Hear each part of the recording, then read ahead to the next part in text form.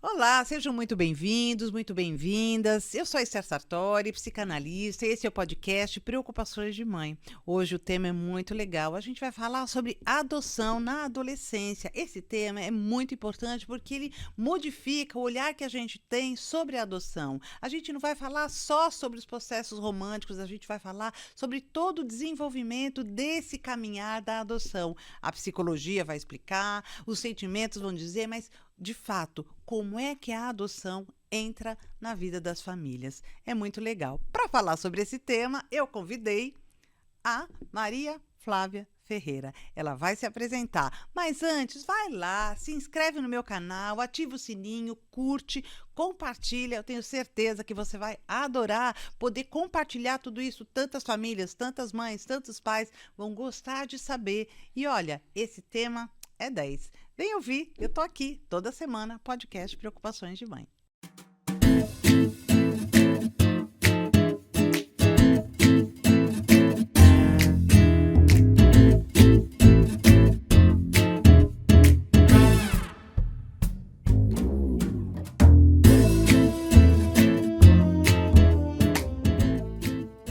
A adolescência, por si só, já é um caminho cheio de transformações. E normalmente o adolescente tem a grande questão com ele mesmo: quem sou eu? Se isso acontece numa família dita estruturada, imagina para um adolescente que ainda está num processo de reconhecimento de si e ainda buscando uma família. Então, é sobre isso que a gente vai falar nesse podcast. E para falar sobre isso, eu convidei a psicóloga Maria Flávia Ferreira. Ela é uma pessoa especialista nesse assunto e ela vai poder contar todos os movimentos, todos os processos, tudo aquilo que a gente gostaria muito de entender no processo da adoção.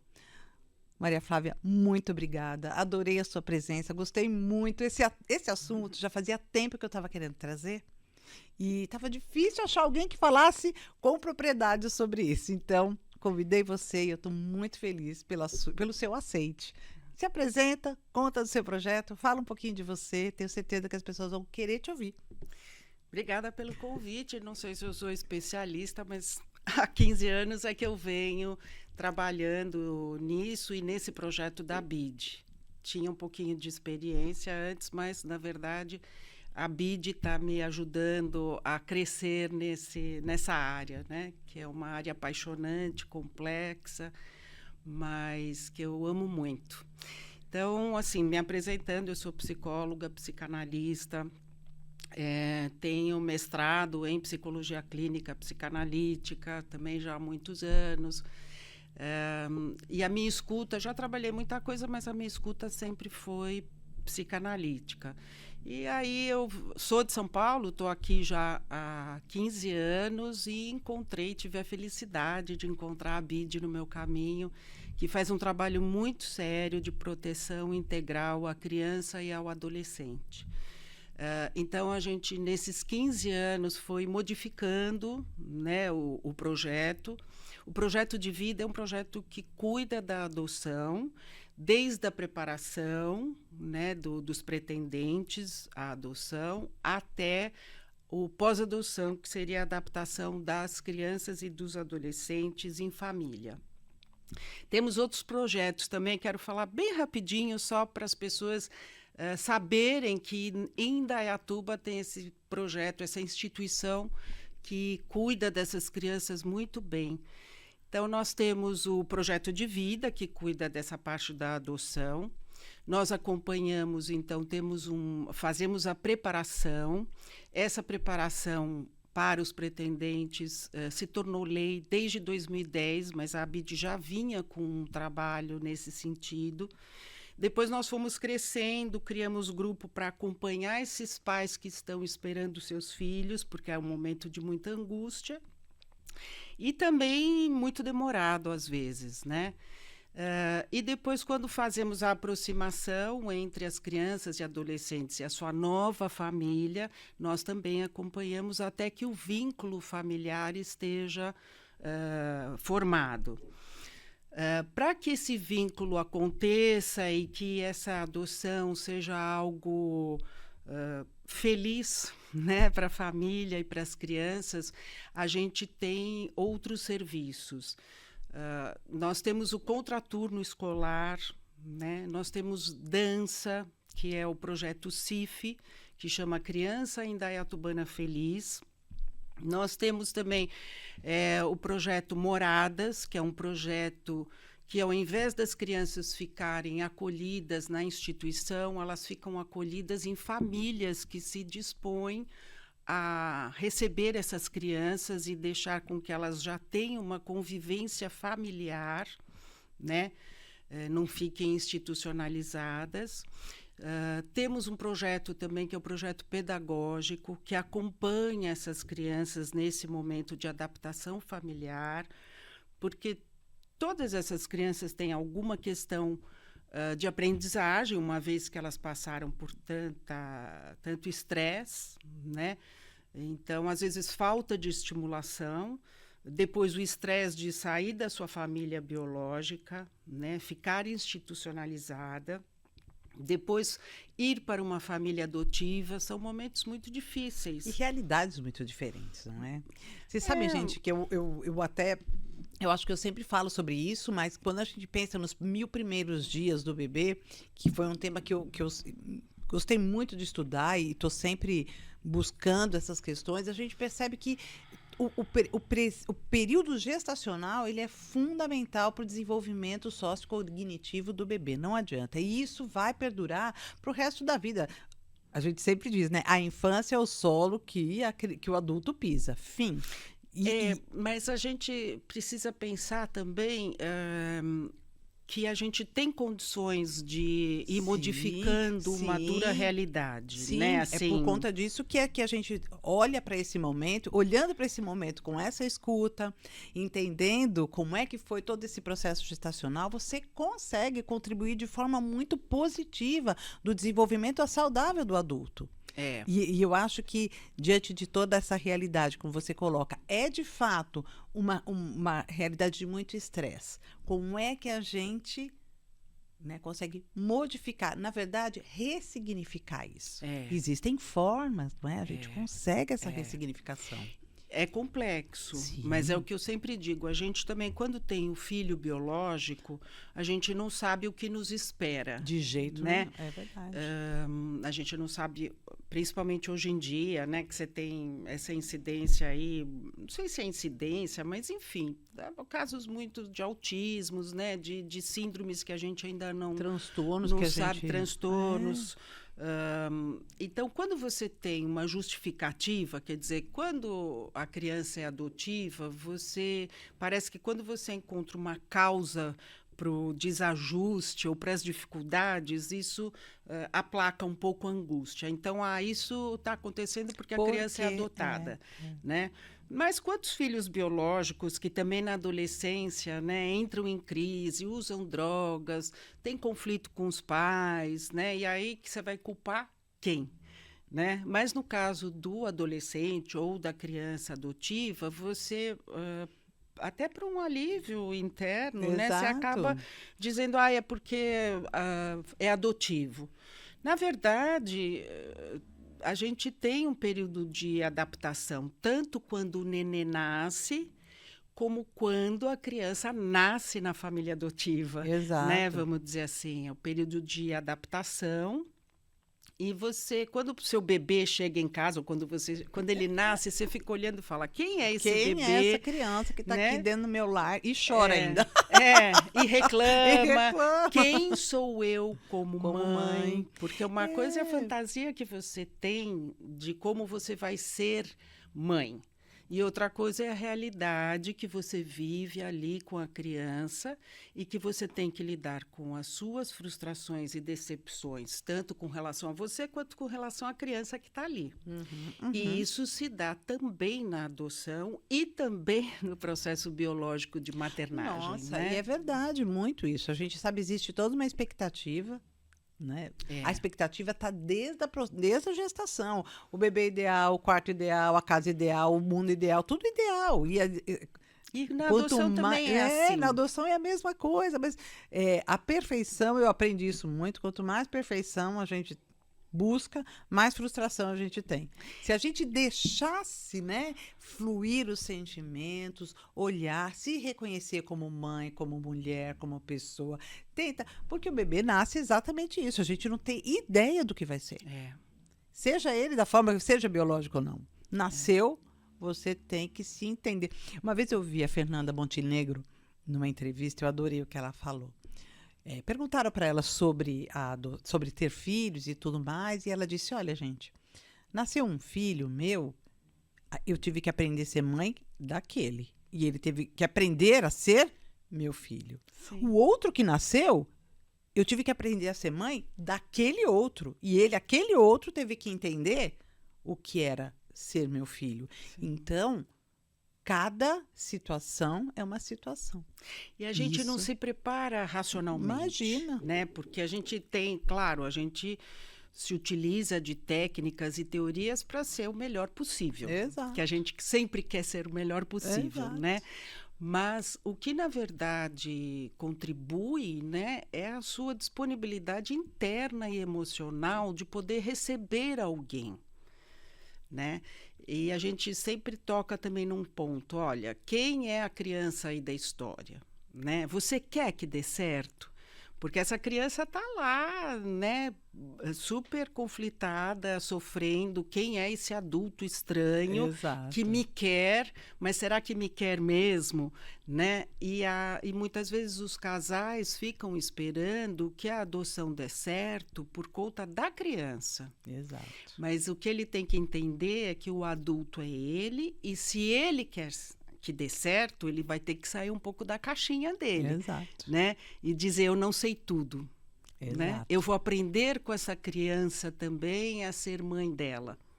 Porque o adulto acha que ele sabe tudo e que ele tem 1000 técnicas de comportamento para controlar a situação. Ai, gente, ainda mais hoje em dia, né? O que você vê de curso que diz assim, eu vou ensinar você a acabar com o choro do seu bebê em uma semana. O Google, né? Você põe no Google. Em uma semana seu bebê não chorará mais. Você vai ver, só em uma semana você vai conseguir fazer o desmame. Tudo não, correto. E quando a técnica não dá certo, né? Que você utilizou ali... Você sofre. Aí gera frustração. Claro, a culpa é sua, porque a técnica disse que daria certo para mim. Daí, o que é você que não sabe ser mãe? Você, né? É um sentimento... Gente, olha que loucura. E aí, quem que é o responsável por essa frustração? Aquela criança que não respondeu adequadamente à técnica que você utilizou para que ela fizesse o que você quer que ela faça. O seu desejo, o seu desejo, né? E não é o seu desejo, às vezes não tem nada a ver com o desejo da criança. Mesmo assim, e é uma outra realidade. A criança escolhe o seio que mama, gente. Você acha que não é um ser de escolha? O ser de desejo é o ser de desejo, ela escolhe. Né? Não adianta que a gente queira escolher. E a gente precisa ter um pouco mais de aceitação. Sem dúvida. Né? Aquilo que não atende à nossa expectativa. Sem dúvida, sem dúvida. Viu? Então... Já que a gente está entrando, nós já entramos de sola no assunto. Já fui, viu? Né? Eu ia, né, o que é a ABID? Vamos, até porque as pessoas não vão saber o que é a ABID. Desde a sigla até o que é essa instituição. Gente, saibam, eu fiz uma pesquisa sobre a quantidade de crianças para adoção e a quantidade de pais que esperam, não é? E acreditem, tem mais pai esperando do que filho para ser adotado, não é? É uma coisa maluca isso de você pensar. Ok, as filas continuam. Assim, tem toda uma parte burocrática, né, Maria Flávia? Porque, na verdade, é importante também essa parte burocrática. Sim, para a gente ver. Exatamente. Porque é responsabilidade, né, do Estado, enfim, que a criança seja colocada numa família. Que quer cuidar dela, porque até então ela sofreu é um direito, né? É um direito da criança. Exatamente. O Estatuto da Criança e do Adolescente deixa isso muito claro, isso, né? Deixa muito claro. Então, a gente não pode colocar essa criança em qualquer lugar para que ela novamente sofra abuso, negligência, né? Porque a gente quer que essa criança ela tem direito de ser feliz e de se desenvolver, né?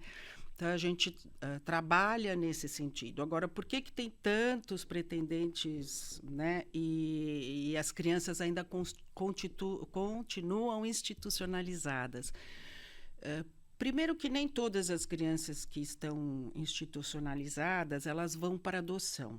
Porque primeiro se faz todo um trabalho de assistência a essa família, para que essa família permaneça com os seus filhos biológicos, né? Que é também um direito. Que é também um direito, sim. Então, essa parte de assistência social e tal faz um trabalho de ajudar essa família para que as famílias continuem juntas.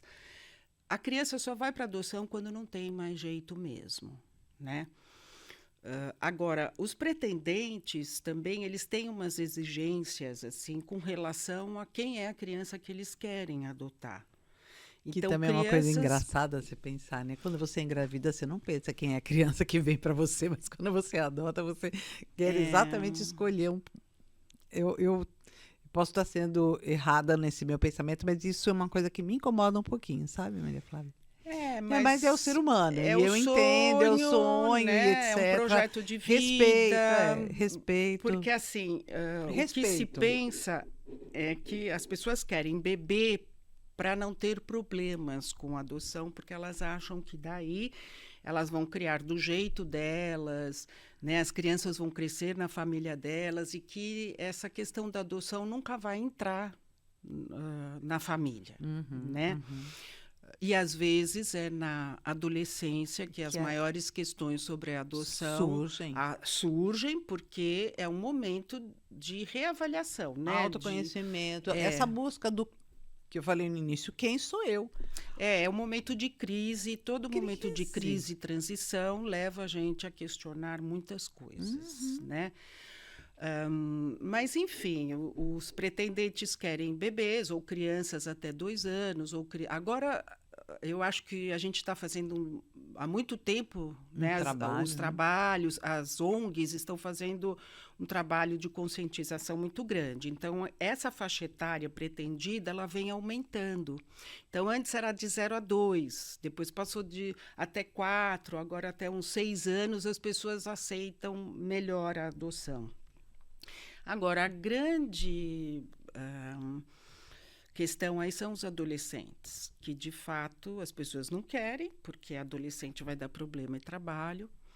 E esses adolescentes que ficam institucionalizados, né, muitas vezes perdem a esperança, eles não têm nem projetos de vida, porque eles não acham que vão ter condições ou possibilidades, né?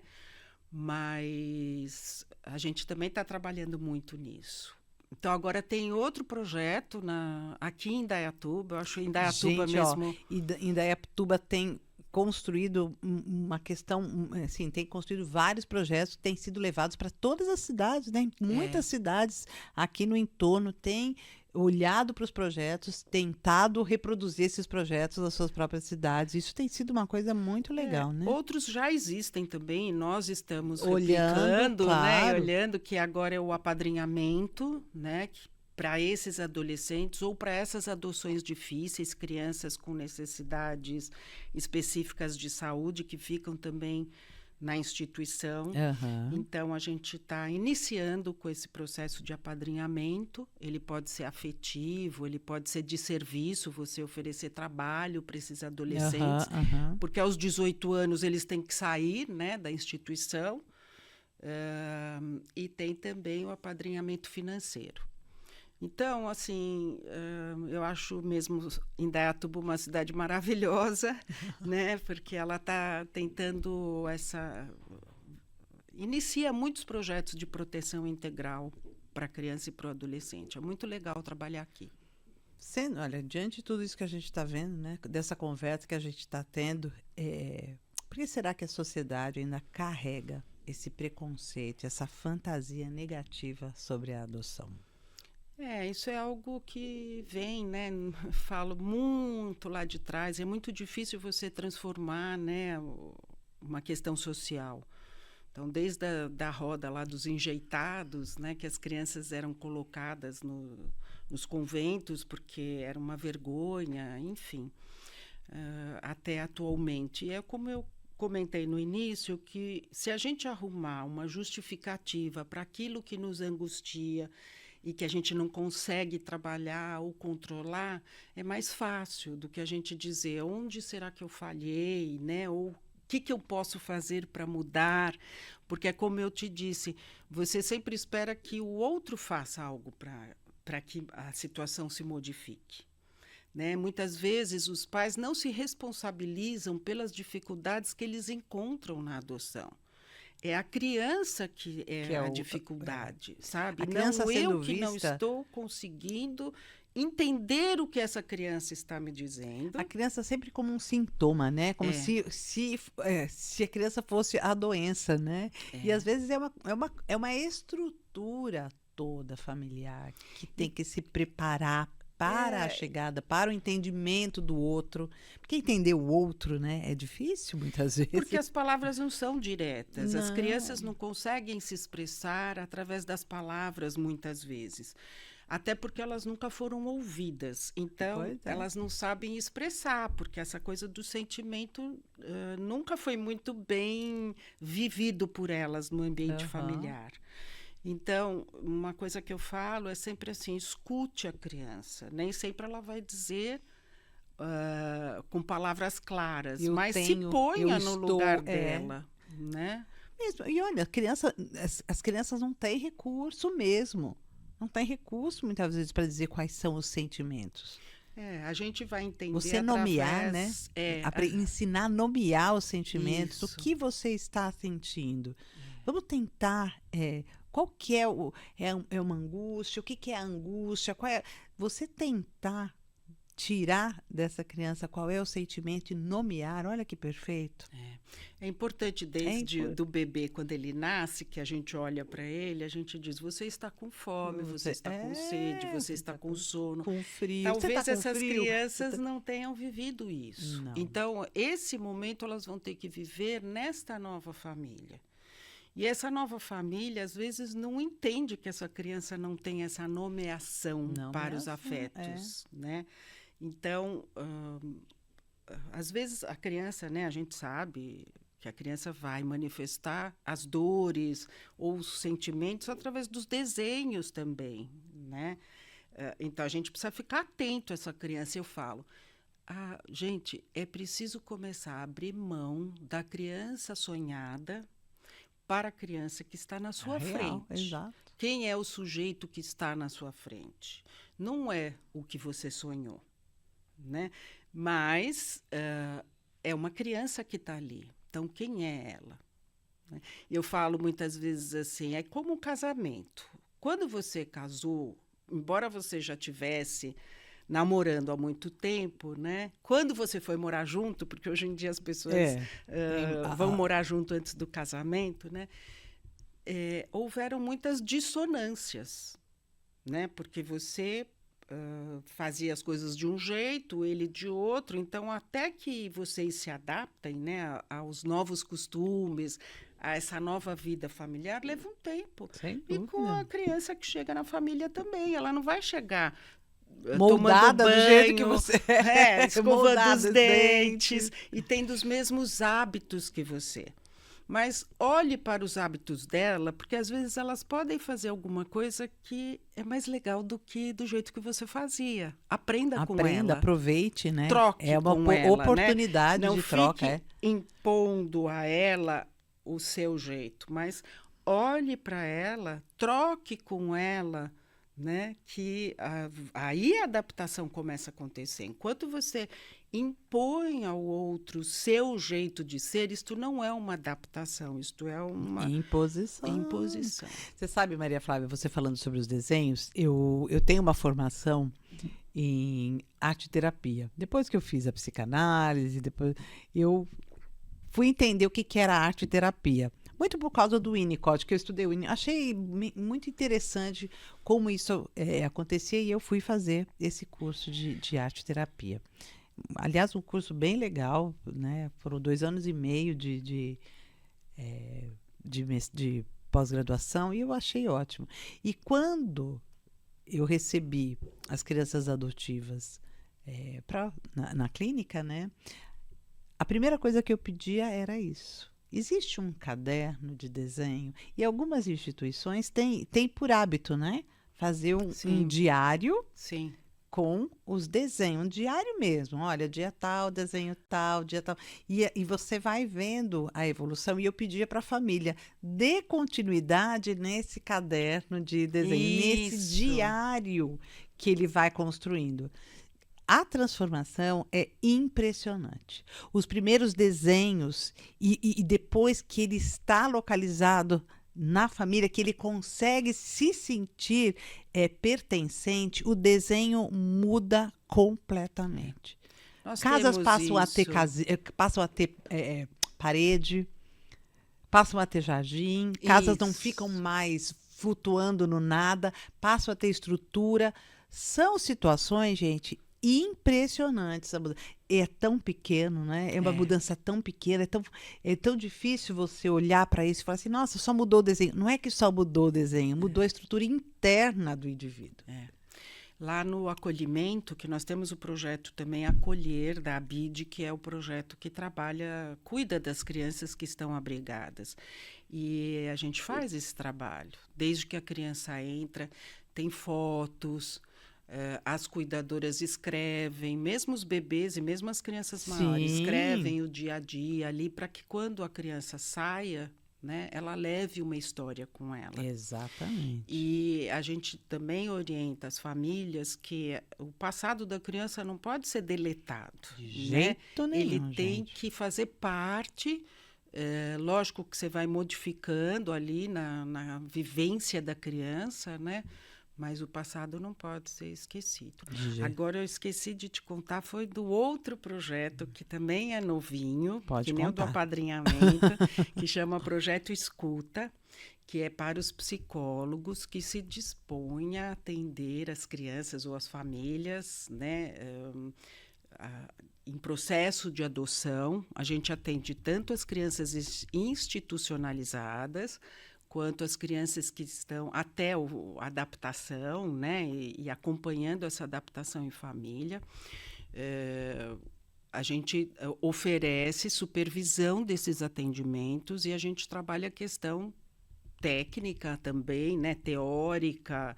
A gente vai trabalhando nessa supervisão dos atendimentos para dar um apoio para quem se dispõe a atender gratuitamente ou por valor simbólico essas nossas crianças e adolescentes. Nossa, é um projeto novo.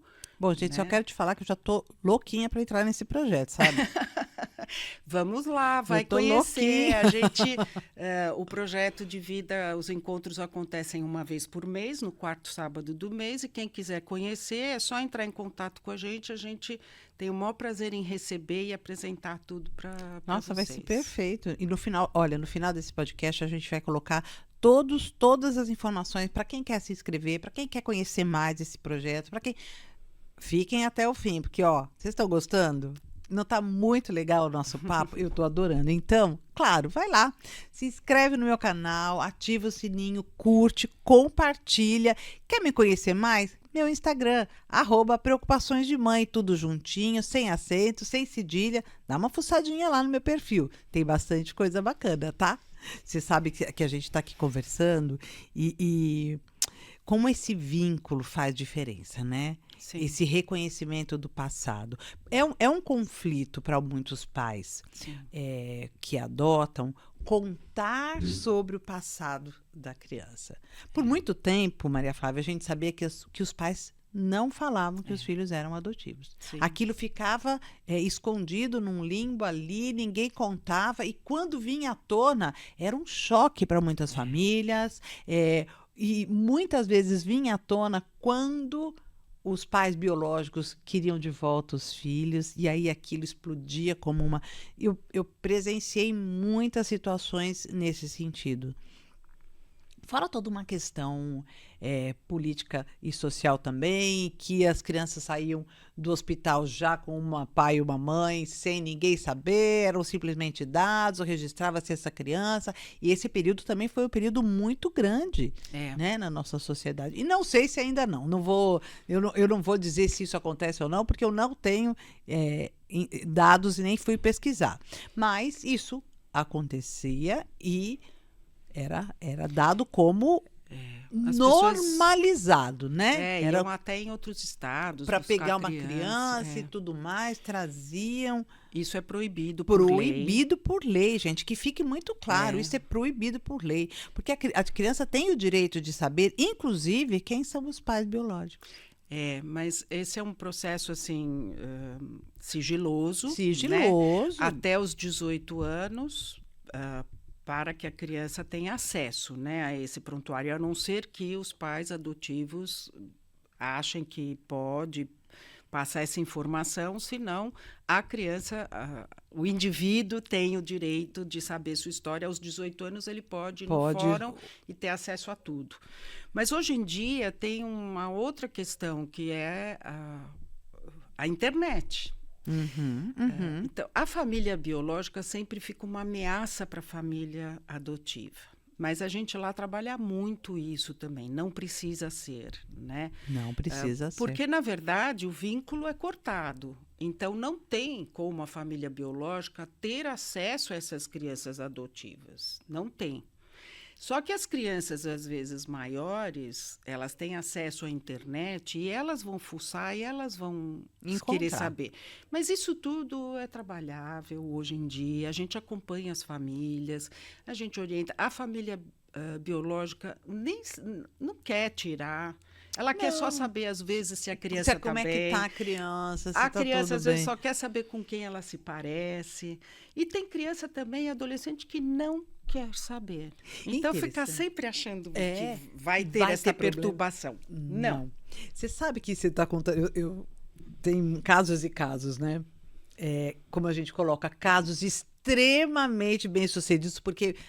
Não é real que a gente vê muito mais, fala-se muito mais sobre os casos que, olha, não deu certo a adoção. Isso é uma voz corrente, né? Agora, quantos não são extremamente bem-sucedidos? Extremamente. E eu já vivenciei casos muito legais. Muito legais. Nós temos casos, assim, muito legais. E vou te dizer que muito mais casos de famílias que se organizaram e que são felizes com a adoção do que casos que não deram certo. Exato. Né? Então, assim, isso não precisa ser uma questão. Né? Não dá certo porque é adotivo. Não, gente. Relações afetivas e familiares muitas vezes são conflitivas, né? Quantas vezes os adolescentes brigam com seus pais biológicos? Com seus irmãos, com todo mundo. Com seus irmãos, o adolescente briga, na verdade, com todo mundo. É que as brigas... principalmente. Consigo, né? Mas não precisa ser disfuncional. Não precisam ser conflitos onde são conflitos graves, porque isso aconteceu em outras famílias, nas famílias biológicas. As famílias adotivas terão conflitos também, com os seus filhos biológicos e com os seus filhos adotivos. Tudo é como você lida com o conflito. Exatamente. Não é o que você faz, mas como você faz que mais importa, né? Exato. E é interessante as pessoas acharem, como você colocou, que os vínculos eles acontecem mais na infância, né? Quando você já tem o bebê. Nossa, mas não funciona bem assim, né? Você pode estabelecer vínculos muito legais durante a adolescência da adoção. A gente não cria vínculo com o marido que a gente nunca viu na vida. Que cresceu com aquela mãe, com aquele pai. Exato. Então é isso, é construção de vínculo. De afeto. E aparar arestas. Esse é um exemplo muito legal, que você casa com uma pessoa que já veio com uma mãe X, e que já carrega toda a sua história de infância. Às vezes você casa com um bebê dentro da sua casa e você nem sabe, né? Que tá ali, ó. Trazendo toda a sua infância de volta, né? Pra você. E você fala, viu, dá licença aqui. Eu não sou sua mãe, não. Toma seu rumo aí, não é? Vamos aparar as arestas. Daí eu entendo isso como uma forma de aparar arestas. As limitações, como tudo acontece. Mas ainda que a gente fale muito sobre... Tem até essa analogia legal, né? A gente vê que as adoções ainda têm uma preferência pela infância, né? Tem uma preferência pela infância. E esse projeto novo de apadrinhamento também surgiu por conta disso, porque esses adolescentes ficam ali abrigados. E um primeiro momento, eles são reticentes e eles são defendidos assim à adoção. Nós temos casos recentes agora aí da BID de adoção de adolescentes muito bem sucedidas. Até nós temos a coordenadora do nosso projeto de apadrinhamento, é aquela Mãe por Amor, né? Que tem no Instagram, que é muito visitado. Ela tem adoção de adolescente, ela adotou 4 irmãos, depois ela adotou uma adolescente e agora adotou um outro adolescente também. E ela diz, não é um céu, né? Mas é relação. E como o adolescente sofre, porque ele fica sem esperança. É sobre né? isso De que eu ter queria uma falar. família e de ter uma profissão. De ter uma família, de ter uma profissão. Então, assim, quando a gente fala em adoção e quando a gente fala de vínculo, a gente tem que lembrar que não envolve só o querer, né? Envolve sonhos, envolve expectativas, medos e tudo isso vem dentro de um turbilhão de pessoas que vão se conhecer e se ver pela primeira vez, né? E às vezes, como você colocou, a demora, a perda dessa expectativa de vida, né, desses sonhos, ela é tão grande, e... Ah, mas a adoção é uma salvação. Não. Não é. Não vem como adoção, como redenção, porque adoção não é redenção. Adoção é um projeto de vida. Porque os sonhos vêm das duas partes, Isso. tanto de quem adota quanto de quem quer quem ser adotado. Quer ser adotado. E às vezes eles nem querem, os adolescentes nem querem ser adotados, porque eles... Medo. Eu já passei por situações que é medo. Como? Para onde eu vou? O que eu vou ter? Não, e outra, como o pensamento infantil é muito onipotente, eles acham que eles foram abrigados, deixados pelas famílias por culpa deles, porque eles não são uma criança legal, porque eles não fizeram o que tinham que ser feito. Daí, ser adotado bom, eu vou para uma família, essa família também não vai gostar de mim, eu vou acabar estragando tudo, eu vou decepcionar. Então, eles também não querem ir para uma adoção por medo de decepcionar e ser devolvido novamente. Exatamente. Então, tem um processo defensivo aí, né, desses adolescentes que vão para uma nova família. Preciso se entender tudo isso. E aos poucos, né, como se você fosse se aproximar de uma ferida, né, para limpar, para cuidar dessa ferida. Você vai aos poucos, né, porque quem tem a ferida fica apavorado, né, que você encoste e machuque. Então, é um pouquinho assim, a gente tem que ir com cuidado, devagar, carinho, olhar amoroso, compreensão, que essas crianças provavelmente não tiveram, né? Então, você tem que ir devagar como quem se aproxima de uma ferida, mas com a intenção de curar. De curar. Né? De dar, né? E receber. Eu tive um caso também em que o casal entrou com um processo de adoção. Quando a coisa estava acontecendo, no meio do processo, descobriu-se que aquela criança, né, que era um bebê ainda, tinha um irmão mais velho.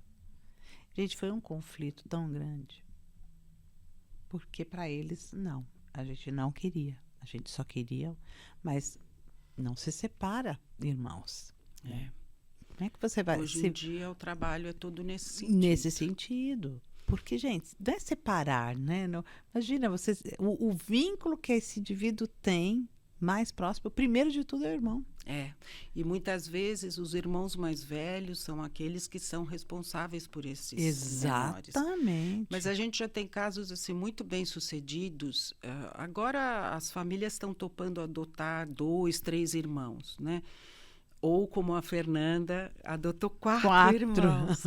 Mas a gente há alguns anos atrás, eu lembro de um dos nossos casos, eram 4 irmãos, cada irmão foi para uma família, né? Mas o compromisso era que essas crianças mantivessem o vínculo. E foi muito legal, porque hoje a gente acompanha, todos os pais acabam sempre procurando a gente, contando as novidades, a gente está sempre próximo. E os irmãos continuaram os vínculos. Então, não é que eles ficam todo dia, mas assim, aniversário, eles se visitam, comemoram.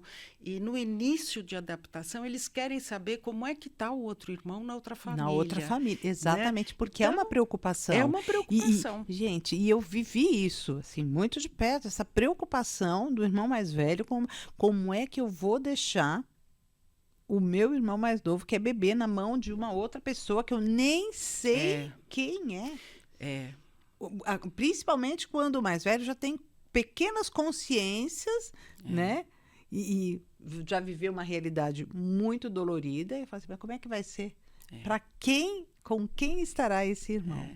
E eles também, essas crianças maiores, que são responsáveis pelas menores, no início eles têm dificuldade de se deixar cuidar. Exato. Porque eles nunca foram cuidados e sempre cuidaram, né? Mas é muito interessante, é um trabalho muito apaixonante. Sem dúvida. Né? Eu acho dinâmico, tem sempre uma história diferente. E a gente amplia muito também a nossa experiência como sujeito. A gente cresce muito. Sem dúvida. Maria Flávia, de que forma as famílias precisam se preparar? Não só emocionalmente, né, mas financeiramente também, porque não é uma questão só eu vou botar 2 crianças aqui, uma criança aqui, porque existe custo, existe, né, a necessidade de uma programação financeira para tudo isso. Como é que elas precisam se preparar emocionalmente, financeiramente, para a adoção de um adolescente especificamente? Olha, eu diria assim, mais ou menos como você se prepara para ter um filho biológico.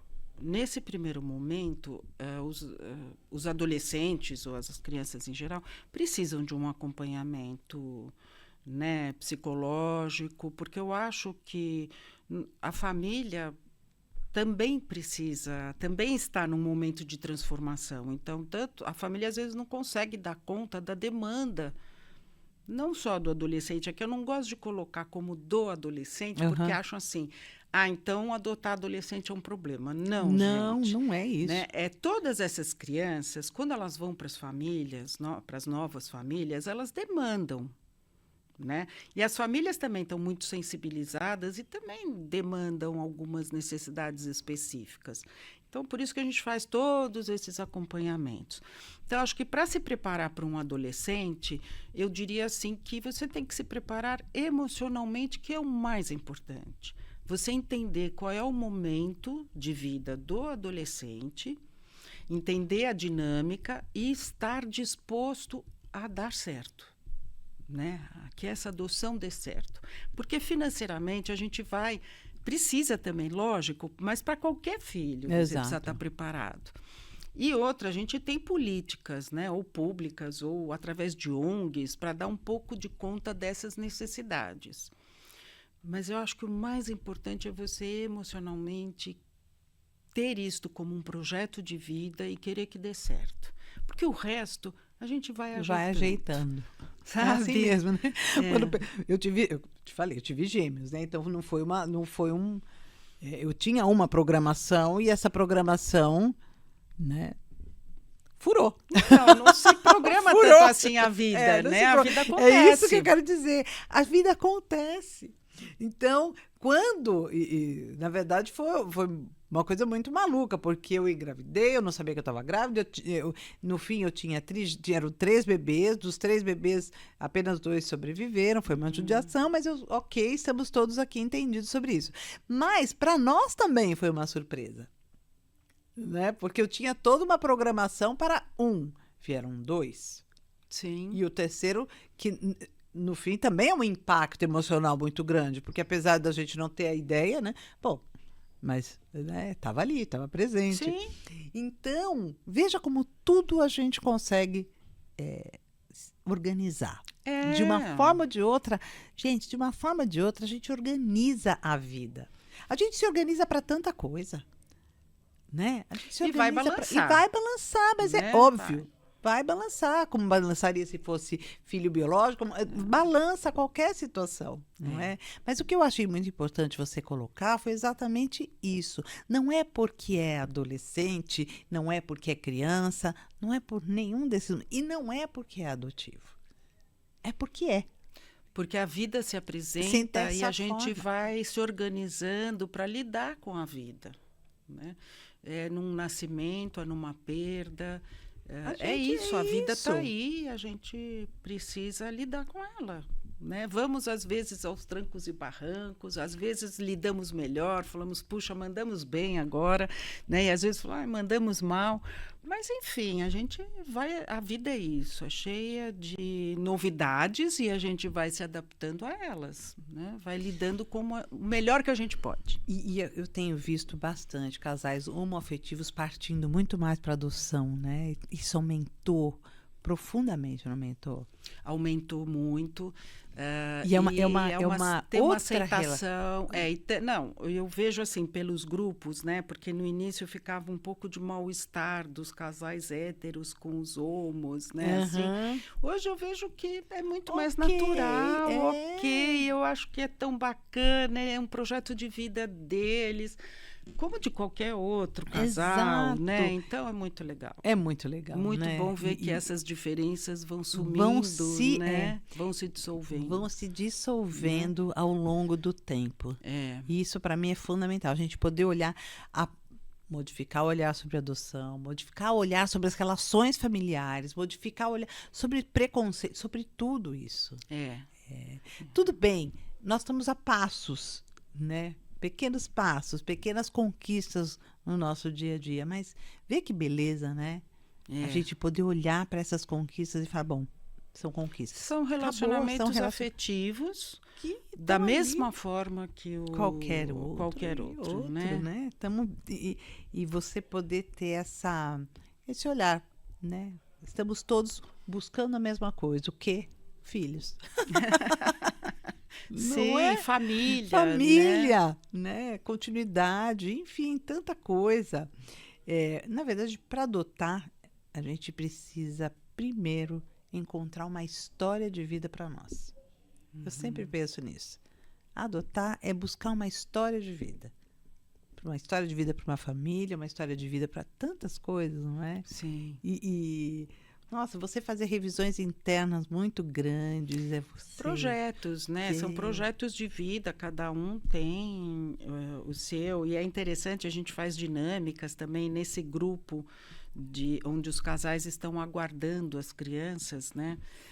Então, você faz dinâmica e é muito interessante como eles colocam o projeto de vida e como eles falam da sua própria história ali, né? E os que o motivou a escolher a adoção como um projeto de vida.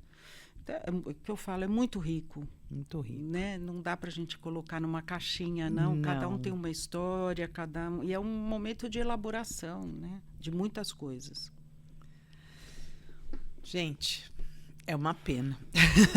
Mas o nosso tempo foi-se. E olha, eu nem sei como agradecer. Foi muito legal. Eu acho que a gente trouxe questões muito bacanas para que haja um repensar sobre tudo isso, não é, Maria Flávia? Olhar para a sociedade com todas as suas mazelas, olhar para a adoção com as mazelas também, mas olhar com as conquistas, porque são muitas. Não é? E a gente poder vivenciar, a gente poder trabalhar nesse sentido é tão bom. E é passo a passo, né? Há 15 anos que eu trabalho nesse projeto, ele já existia antes e de tempos em tempos a gente sente que a gente está caminhando para frente, né? Então isso que é muito importante, mas é passo a passo.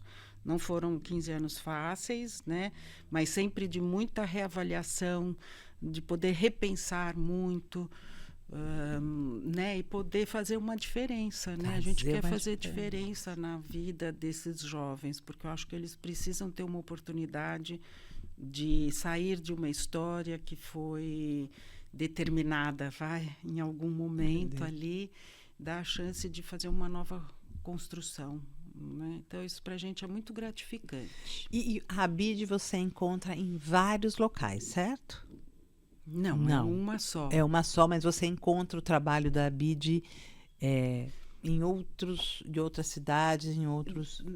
Não, Ah, cada comarca tem o seu trabalho com relação Tá. à adoção. tá O bom. que acontece é que comarcas que não têm esse trabalho de preparação para adoção acabam vindo para Indaiatuba para fazer esse trabalho. Tá. Então, nós atendíamos, por exemplo, o Salto. O Salto, hoje em dia, já tem o trabalho deles. Sim. Mas cada comarca tem um trabalho diferente. Tá. O de Indaiatuba que é a BID, que é isso. A BID é a Associação Beneficente Irmã Dulce. Como a gente não pode usar mais o nome da Irmã Dulce, por uma questão aí legal, pensou-se em transformar esse nome, mas como a cidade inteira já conhece a BID, então ficou a BID, Associação Beneficente. Ponto. E cada cidade tem a sua, enfim. Agora, em agosto, vai acontecer o ENAPA, que é o Encontro Nacional dos Amigos e Pais da Adoção.